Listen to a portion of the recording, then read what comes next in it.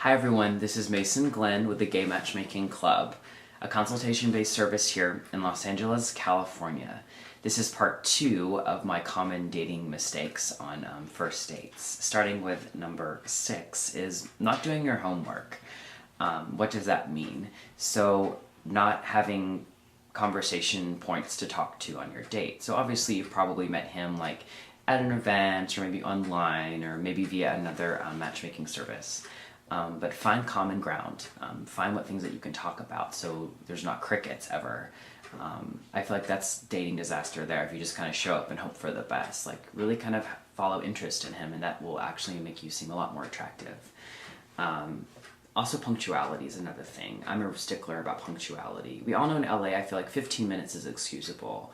But when you're approaching the half hour to an hour mark, it just seems careless and it doesn't seem like you actually efficiently planned your time well.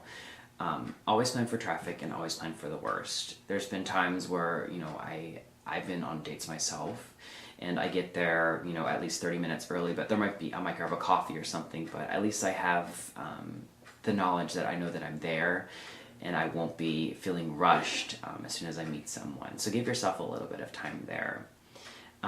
Also, texting is horrible, I feel like. It's a little bit subjective and it's unrealistic. And nowadays, I really preach how we were in the olden days, how you physically, wrote love letters or actually called someone. Imagine that. But I feel like to reduce the amount of awkward on your first dates, really call them, get to know who they are. Not too much, leave a little bit of room for discovery, because that will make the date more interesting, but I feel like you're putting way too much pressure on yourself if you're just hearing the verse for the first time across a dinner table or across a bar of some kind. Another one is a promise is a promise. If you promise you're going to be somewhere, show up. No one likes flakes, no one likes fakes. And trust me, the gay community is fairly small wherever you're at, and you don't want to be known for that. Obviously there's emergent situations that arise, but you definitely want to keep a promise. That's always going to put your best foot forward, and also it shows that you're able to commit to things that you really care about. And lastly, treating the date like an interview.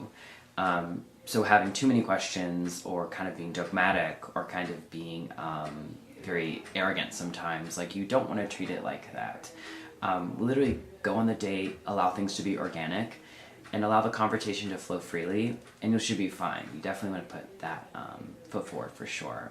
If you want to know more dating advice, feel free to visit our website at gaymatchmakingclub.com.